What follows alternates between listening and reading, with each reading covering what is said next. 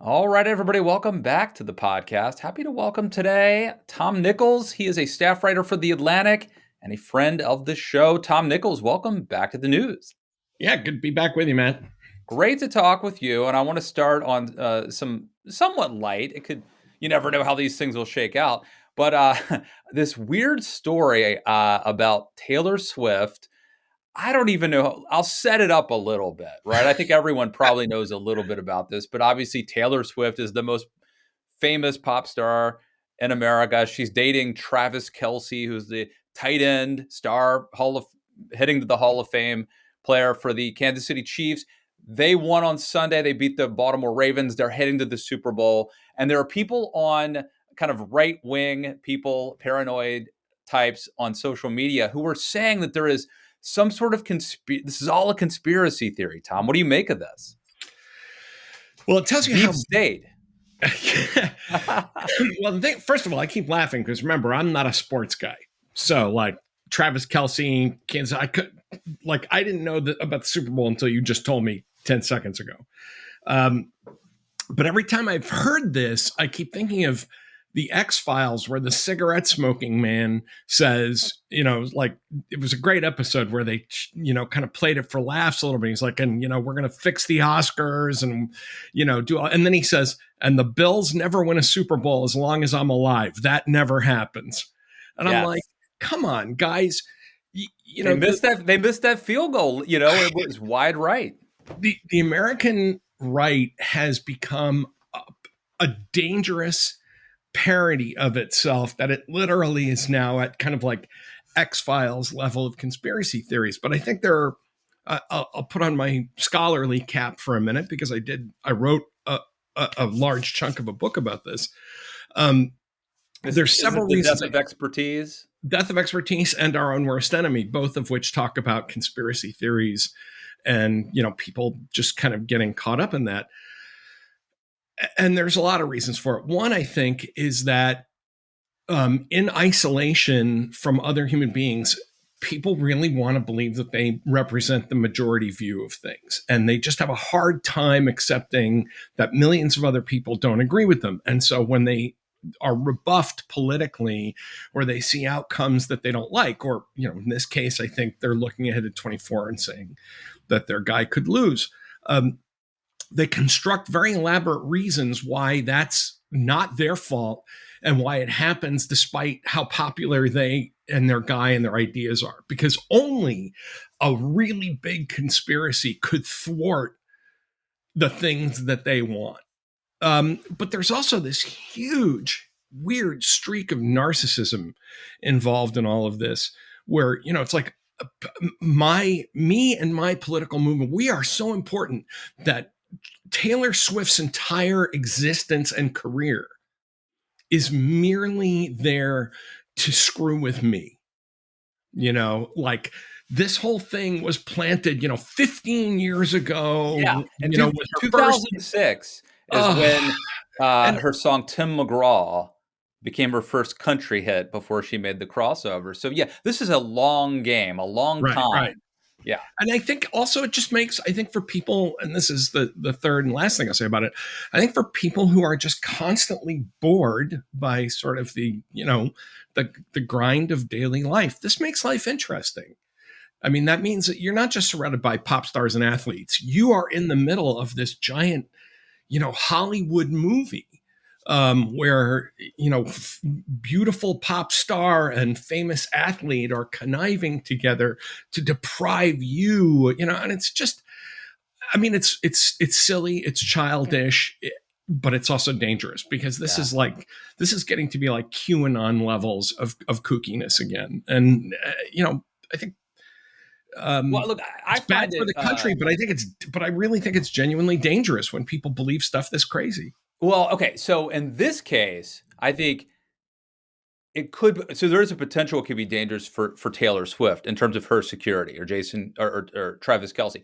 But let's putting that extreme example aside, it's dangerous for Republican electoral chances. I mean, they are picking a fight with Taylor Swift, who is the biggest pop star in America, someone who put out one Instagram post in 2020 and registered 35,000 voters. Right. She's, dating Travis Kelce, this very, these right wing trolls they're very obsessed with masculinity and manliness. Like, did you see his brother Jason Kelce was drinking 30 beers, shirtless in Buffalo? Yeah. It was like 30 below zero. But you're absolutely right. About the political ineptness of this. It'd be like Lyndon Johnson, running in '64 and saying, and by the way, Elvis Presley, I hate that guy. And F him. these limey kids, the Beatles, they can take a hike too. I mean, it's such a stupid and bizarre thing. But again, I think the people in the right-wing media who are pushing it, they don't care about any of that stuff. They care about the fact that it makes the money machine go burr, and that it keeps people tuned in and their eyeballs fixated on them. But it's nuts. I mean, it's just, Yeah. you want to laugh about it, and then you sit back and say, "Oh my God, millions of people in an advanced 21st century democracy believe this." Yeah. I mean, we talked about how Taylor Swift has been around since 2006, writing hit songs and performing Clever them. girl. But the Kansas City Chiefs have been in 5 of the last 6 Super Bowls. No, I'm sorry. Don't you see it, 4. Matt? Don't you see the pattern? Yeah, I'm sorry. It's 4 of the last 5. Bro. 4 of 5. So the idea that all of a sudden the NFL has decided to fix the game, so that the Chiefs would go to the Super Bowl. That's part of this theory, part of the deep state I theory. know. So that's absurd. Well, and also, as you pointed out about picking a fight with celebrities. So the Republicans, what a great move. Let's pick a fight with Taylor Swift and professional football. Yes. Because, those aren't really big, Yeah. constituencies. Well, when they went after Colin Kaepernick, that you could understand that, right? Because Colin Kaepernick, African American, woke, activist, kneel, like they could otherize him, or they could try to. Travis Kelce looks like the kind of guy you would find, his brother especially, Jason Kelce, like at a random roadhouse, downing beers, listening to Hank Williams Jr. or something. I mean, he's not concerned with pronoun usage. He doesn't drink soy lattes. They attacked Kaepernick. It's interesting. The point you're making, I think, is important. They attacked Kaepernick not as attacking the NFL, but attacking Kaepernick in their way of saying we're defending the NFL. We're defending the sport. We're keeping it apolitical. We just don't like what he's doing. Just play football. What was it that Laura Ingraham snarled one time about basketball players? Just shut up and dribble. But they were dividing him out from the institution of football. This time they're saying that the NFL is. I mean, I can't believe I'm saying all the institutions. The NFL is part of the deep state. Think of all the institutions that we used to love that are now the enemy, right? The FBI. We never liked the media. I say we because I'm a center-right person, but there were a lot of institutions like, the Intel military, and also, let me say, the NFL. Like they were our thing. And I wonder if some of this is a resentment that the left is encroaching on our turf, or at least the perception that the left is encroaching on our turf. And that is part. Someone else said, so Matthew Iglesias showed a picture of Kelce and Swift embracing after a game and said they look like the king and queen of your high school prom. And that's why certain people, it's like a Rorschach test. And then Colin Cowherd, the Herd Report sports guy, I just listened to him, and he was saying, we can judge you by the things that you hate. Like if you are obsessed with some silly thing, that says something about you. And somebody I was listening to, I forget who, was also saying, it was Colin Cowherd as well, was saying that there's like half of the men in America, in modern America, can't get women. And they're probably the same half that are angry with Taylor Swift. So I thought the guys online that were yelling about how she's really not very attractive, we're very entertaining in that regard. It's like, she's not pretty. Oh, okay. Um, Whatever, bro. But I think I think that there's also I think you're right about that notion that there is some encroachment, right? That, hey, football and country music and pop stars, and that's supposed to be our thing, and they're not supposed to be on the side of the other guys, right? They're yes, Barbara Streisand's a liberal, but Taylor Swift's not supposed to be a liberal. But I also think there's a kind of self-hating element to the right's engagement with culture that goes back a long time. That um, you know it's kind of like the old joke about restaurants, right? The food here is so bad and the portions are so small, Yeah. that that they, and I again, this all predates Taylor Swift for me. I mean, I wrote about this years ago, where the same people talk about this awful culture and how like when they'd be talking about hip hop, right, or rap, and talking about this terrible culture and how it's bad for America, and yet they were gorging on it. That they were just pulling it in by the ton and kind of hating that. And I think that goes back a long way. There's a great moment in the book, What's the Matter with Kansas, where it's, I mean, I don't agree with Thomas Frank about everything about what's the matter with Kansas, but I think there was a kind of sharp cultural observation there. He was talking about a homecoming parade in Emporia, Kansas, in the early 90s. And a guy on one of the floats, sees his best girl out there, right? This is like like a Frank Capra moment, right? The homecoming in Emporia. And he says, "Hey, where's my sweatshirt?" I guess he'd given her a sweatshirt. And she flashes him. She pulls her shirt up and flashes him in the street. And she said, "I've got your shirt right here, bitch." And, everybody laughed. But I think that moments like that are when that people look at that and say, how did we become that culture, and why are we still imbibing it? Why are we still watching that? And so therefore it must be some malevolent force is manipulating this culture to Yeah. turn our kids into Well, zombies and to make us bad people. and I And do. I the mean, Swift Kelsey thing really plays to that, right? It's like, oh, these guys attain fame and something that we would normally care about, and then and she's a lefty. yeah. So it's a Well, plot. I am. I mean, I wrote a piece, a year ago, um, for the Daily Beast criticizing. I think it was at the Emmys, and there was a performer who did some weird, like almost satanic. Do you remember this? Yeah, And I wrote a kind of prudish piece saying, I like, remember that piece. yeah, Yeah, and I stand by it as a conservative person. I just don't think it was appropriate to be like at the Emmys at like 8 o'clock at night with kids watching. It was not. It was inappropriate.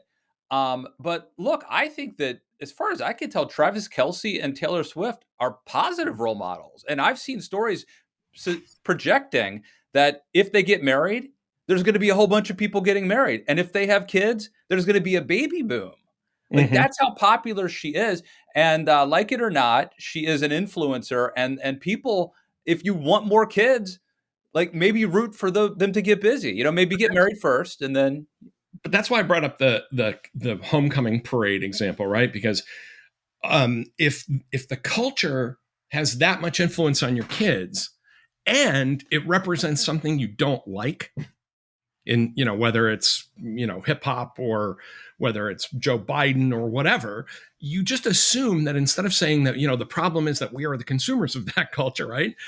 You assume that that culture is popular only because some dark force has made it popular, Right. has pushed it on you, but for some sneaky bunch of lefties in Hollywood, your granddaughter would never be flashing boys on the streets of Emporia. Yeah. But for the deep state, Travis and Swift, they would never be a thing, because you just can't accept that maybe all this stuff is popular because you and your kids and your grandkids keep buying it. Totally. And But I guess my take on that would be, if you said to me, like, why if you had said to me, in the '80s, like, why is Iron Maiden 666, the number of the beast? Why is that popular? Like, I'd be like, maybe that's not great for kids, you know? right, maybe Um, it's Right. But And but Taylor making Swift a big deal about it is just going to make it more popular. Taylor Swift and Travis Kelce seem to be pretty wholesome. I Yeah, mean, that's a this good is more point. wholesome That than really is. Marilyn Monroe and what was it, Joe DiMaggio or Yeah. whatever. And do you know what? I don't know if you know this, but do you know what Travis Kelce's big sin is? I Encouraging do. people to get vaccines. That's one of the reasons that they hate him. He did TV Uh, commercials encouraging folks to get COVID vaccinated. yeah, I mean, we really the right again, the right's relationship with pop culture has become so bizarre that it's um it is, you use the word paranoid, but it's also resentful. It's just, why isn't the pop culture, why aren't the stars that we care about the big, super mega stars? And again, it's because, well, maybe just people don't like the dog food you're selling. I wanted to go back to something that you pointed out about this. Excuse me, which is that if you had said to either one of us back in the 80s or 90s, hey, at some point the Republican Party that you both joined, as young men, is going to be against the military, against the CIA and the FBI, against the National Football League, pissing all over one of the most popular country pop crossover stars in the world, we would have kind of laughed. I mean, and it's almost like the American right is now the American left of the 1970s. It Like is. It's I very became similar a to that. I mean, Republican, remember all those bipartisan reaction to that. hippies like in the 1960s when they'd be like, "Hey man, we need to shut down the establishment. You know, the man who's running the universities." Like this is it's very much like and some of the same people. I mean, I always say this, but like a Roseanne Barr type person went from the left, I would say, Hollywood left. And when I was a kid, my parents, I think she had the first maybe lesbian kiss ever on national TV. My parents, I watched it, but my parents weren't keen on that show. I think they thought that it was part of liberal Hollywood imposing their values or indoctrinating people into liberalism. And Mm, now she's like a Trumper. yeah. And yeah, Yeah. I mean, it again, it shows that I call it this kind of social and political oppositional defiance disorder. That now, whatever a lot of people like, it must be bad, and it's got to be some kind of plot directed yeah, from somewhere else. And it is such a left wing, or used to be. I mean, I don't want to needlessly insult people on the left now. I mean, but when we were kids in the 70s, everything is a CIA plot, everything is an FBI op. Everything is anything the government tells you is a lie. I mean, this was all, as you say, if not hippies, sort of overgrown or long in the tooth hippies who had become part of this kind of, not just the left, but the far left. Like, they weren't the establishment left. They were like the super far left. And the idea that the Republicans have traded places with them now,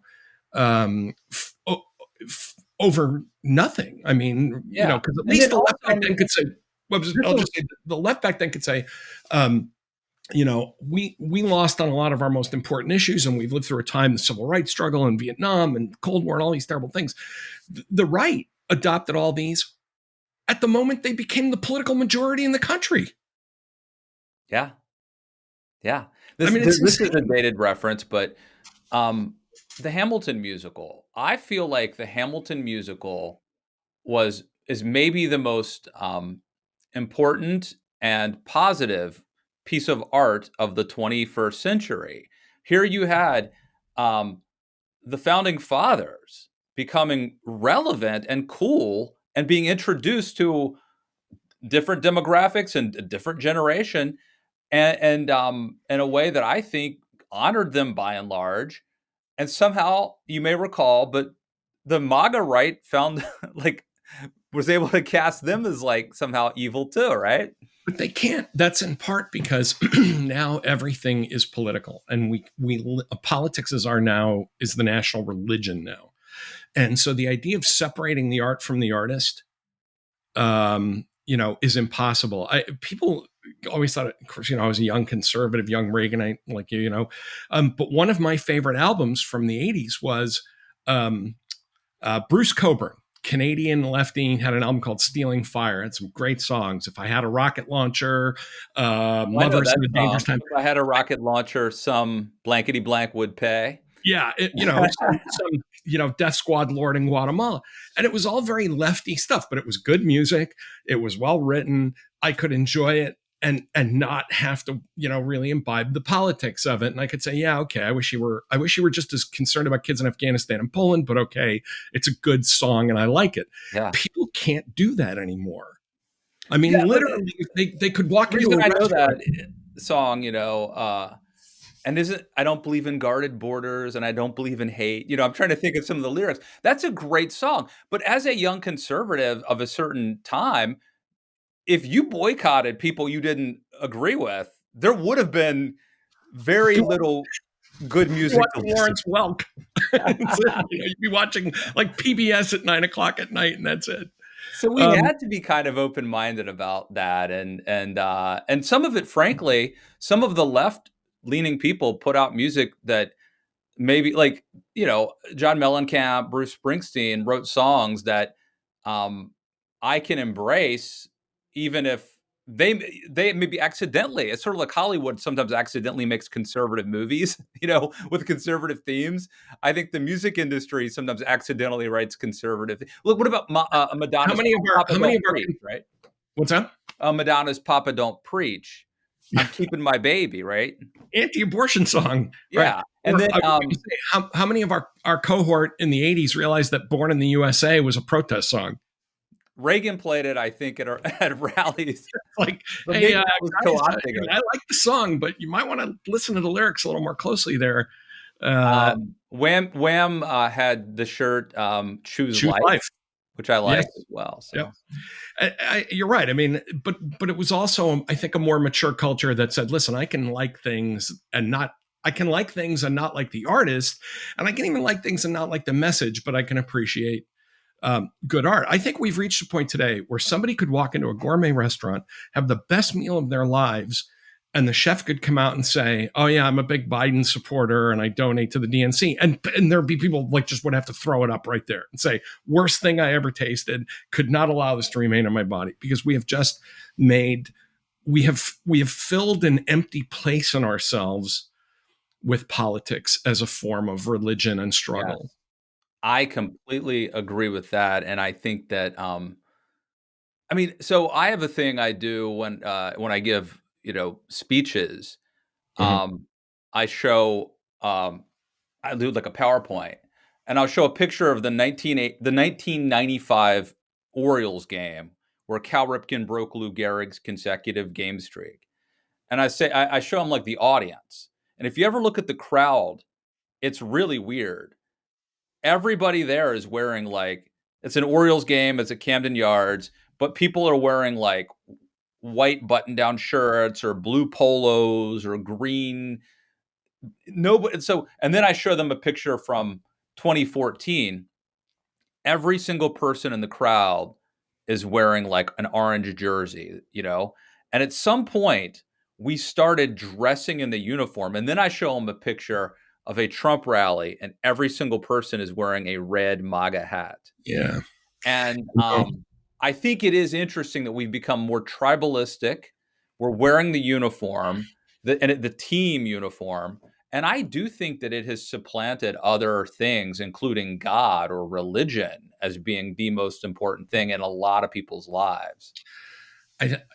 We've had fun with this topic, right? About how crazy this is and all of the kind of ways in which people are nutty and paranoid about some of this stuff. But that is the serious point underlying all of this. That's really sad and again, kind of dangerous. And I think there's a lot of reasons for it, including isolation and loneliness, that we are no longer people who associate with people that we don't agree with, but even worse, we just don't associate with people in general. I mean, this is the old bowling alone problem. And when you are in isolation from other people, not only are you lonely and crave a sense of community, but you start slicing that sense of community very fine so that the dopamine hit is by associating only with people who completely agree with you. And then I think a big part of this, and you just alluded to it, Matt, is the collapse of organized religion for a lot of folks who have just replaced things with religious fervor. I mean, the way, you see it very obviously on the right with um, people basically turning, with what I think is, I'm Greek Orthodox, what I think is heresy, turning Donald Trump into a semi-divine figure.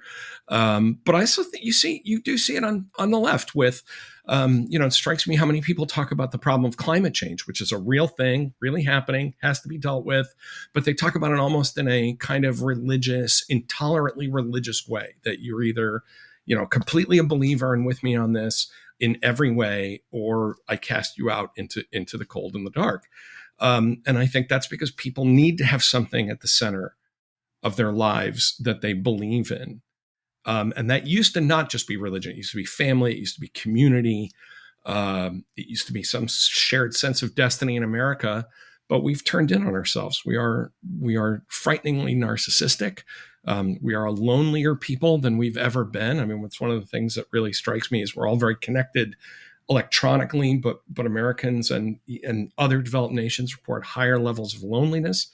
And I think it's slowly driving us mad, like literally making us, millions of people, psychotic in the sense of unable to process reality, literally unable to process facts around them.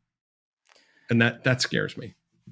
Well, if Wow, that was a people, quick bomb out from talking about Taylor Swift, wasn't it? well, That was but a if down or change no, of I think it's gear, but it's full circle though, man. If and I don't know how many of these people sincerely believe this one, but if someone truly believes that it has been the deep state has orchestrated it so that Taylor Swift became famous, the Kansas City Chiefs are going to the Super Bowl, and the two of them are dating, and that this is all part of a grand scheme to stop Donald Trump from getting reelected, they are truly mad. yeah, that's there's just Yeah. there's a detachment there from reality that you're not going to overcome through rational discussion.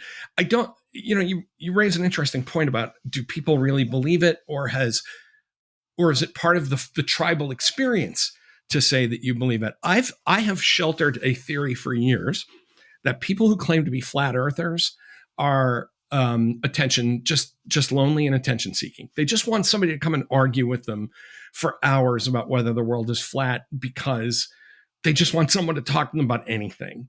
So I always have that suspicion when I hear a really far out conspiracy theory, that I wonder, is this just a person saying this so that you'll go online, or you'll call them up, or you'll turn to them at a bar and say, "Come on, man," and Yeah. then they can just suck the emotional energy out of you for 2 hours. Some But at some political point, positions are a cry for help. well, but I also think that, some of it, again, it's that expression of the need for connection. But it tells you the degree to which people, I think at some point it doesn't matter, right? That if you say it enough times, you'll start to believe it yourself. Well, The earth is flat. You learned when you were 5 that's not true, but now you're 40 and you're saying it enough times and it's getting you a lot of attention. I think about the backstory, the origin story of, Marjorie Taylor Greene, right? Who kind of goes through the CrossFit kind of culty sort of CrossFit stuff. It's not a world I'm that familiar with, but then goes online and finds yep. that there's an audience, that there are people, a lot of people have developed their personality and their worldview and their persona by kind of going through other things first and then landing at the internet or with some other movement they find and saying, okay, if the price of the tribe and the attention I'm getting is to say this wacky stuff, and then I'll say it. And eventually you just believe it because you said it. Well, I suspect my YouTube views would be a little bit higher if I said some crazy stuff. I mean, there is Without an doubt. incentive. Yeah. I Um, mean, and your YouTube views would be higher, but also you would develop, we live in an age now of really intense parasocial relationships where people would be saying to you get it. You are the source of my truth. It wouldn't just be a conversation between two middle-aged guys about what's wrong with America. It's this kind of weird Gnostic exploration of the deep secrets, and people people find that thrilling. They find it interesting, which is why no one, why you shouldn't do it, because it's bad for you. Um, let's pivot. I want to talk about the Republic. And I hate the fact that so much of what I do now is beating up on Republicans. But man, I feel like they're really inviting it. I would be happy Yeah, to talk. I've overcome that.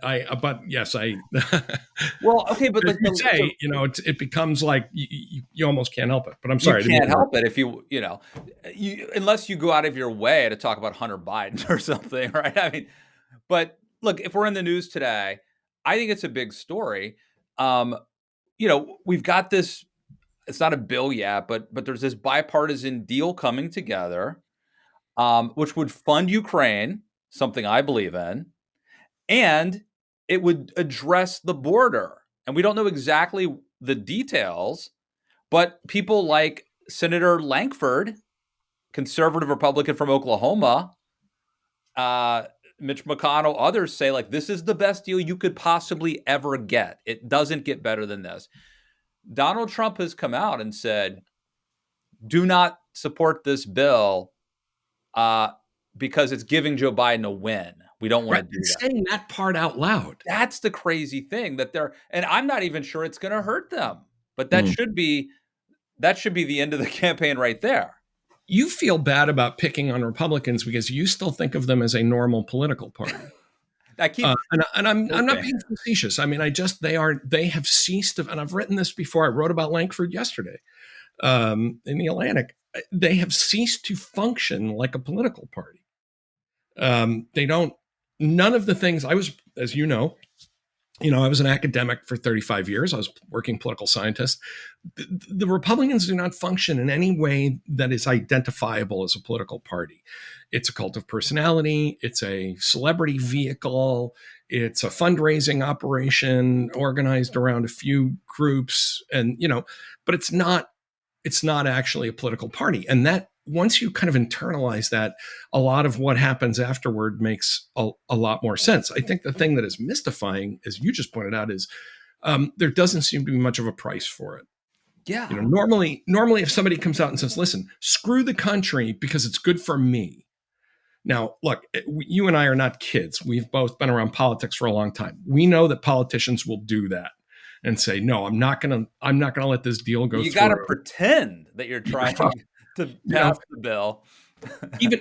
When Reagan came in the early 80s and Tip O'Neill said, we're going to work with the president, people say, see, that was the golden era of bipartisanship. But they forget the next thing he said, which was, we're going to give them enough rope. Yeah. We're going to and if he does it and pulls it off, good for him. But we think what he's really going to do with all this rope is they're going to hang themselves. The idea that you would just say out loud, I actually defended McConnell in, if you want to call it a defense, when he said, well, we're going to make sure that Barack Obama is a one-term president. And I said, look, opposition leaders they don't go to the podium and say, we're here to help the president get reelected. On the other hand, it is true that it is kind of a shocking kind of, power for its own sake, honesty to have normally you would think a Senate majority leader would walk out and say, don't agree with the president on a lot of things, but we're here to work together for the country. The Republicans have completely dispensed with that. And in the name of Donald Trump, in 2020, there wasn't even a platform. It's whatever the dear leader said. The crazy thing here is that everyone, especially Republicans, should be wanting to support Ukraine.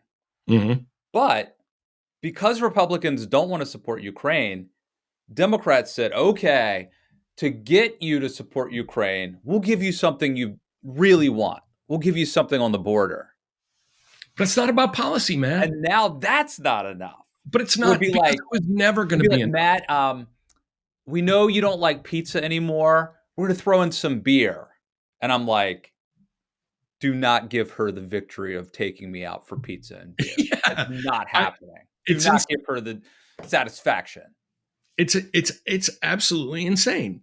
And I think with Ukraine, let me backtrack to something else, because I think people listening to us would say, so what you guys are saying is you wish there was more hypocrisy in politics. And I'm going to actually speak up for that a little bit and say, yeah, I would like opposition parties and governing parties to say, we're here to work together, even if they want to claw each other's eyes out. Yeah. It's important for the country to see adults shake hands and say, I mean, I always laugh about Chris Matthews meeting Reagan, when he worked for O'Neill and saying they brought him into the House offices. He said, "This is where we plot against you, Mr. President." Yes.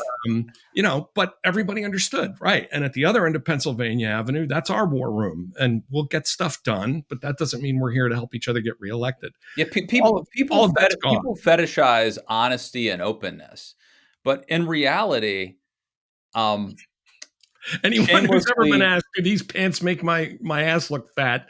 knows that honesty can be overrated. shamelessly flaunting your bad behavior is not a step up, is not better than hiding it. If you're doing something bad, hiding it or being ashamed of it is actually better for civilization. If you feel like you have to hide something that's bad, that may be bad for you individually, but it says that society still has standards that you feel compelled that you can't be bad with impunity, right? You have to. My wife's way of telling me whenever I hold up a shirt, or I'm, if I ask the dreaded pants question or something, she nods and she waits for a moment. And, there's this gentle disapproval. And I say, okay, so this isn't great, but you still love me, you know? And I think that we just don't do that anymore. And we just kind of revel in the badness for its own sake because we have come to hate the other party so much.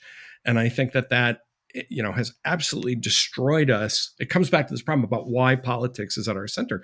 But your point about the immigration bill, it's nothing that because there are no real issues involved, there is never a compromise to be gotten to. Lankford got censured by his own party in Oklahoma just for being on this committee because they're not about governing. Yeah. Meanwhile, Donald Trump found liable for sexual assault, had to pay $83 million